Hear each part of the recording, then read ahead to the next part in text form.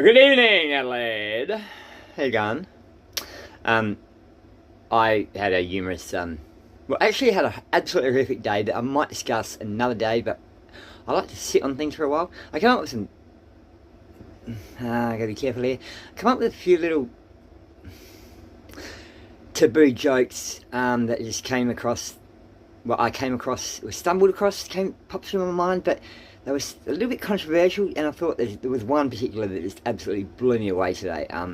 Just one of those observational situations, and once again in a certain place with pumps and cars and stuff. But it was just that on the edge. It was just a beautiful piece of observational humour, and I don't want to say it was mine, but it was just something happened in front of me, and then I thought, I wonder if I could put that together, and then I thought, but if that went viral, my God, that would either be something that people would find really funny, or half the world would possibly find it really funny, and half the world would want to kill you, so you just don't really want to go there.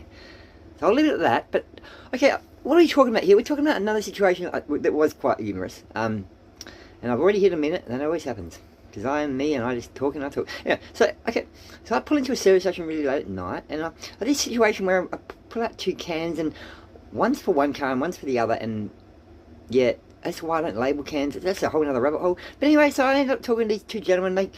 I can hear them sort of carrying on behind me, and I sort of turned and stared at them, and then I think there was this kind of weird moment.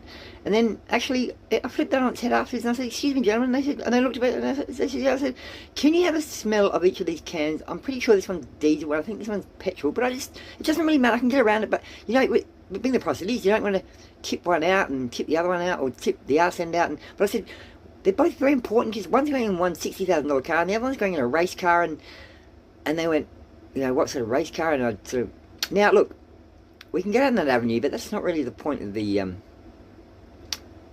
video.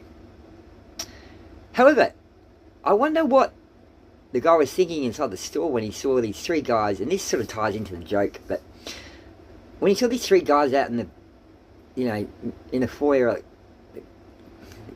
the outside area, whatever they call that, smelling these couple of Jerry's, it wouldn't have been a good look. Comparing, like fine wines. Anyway, I happened to notice a few little eye movements and gestures going from these two guys, and I just sort of said, "Look, guys, you on the gear?" And they sort of looked at me and went, "No. Because, I guess what's the point of this? There's the old term, you can't bullshit a bullshitter. And, being an ex-tweaker myself from about 25 years ago,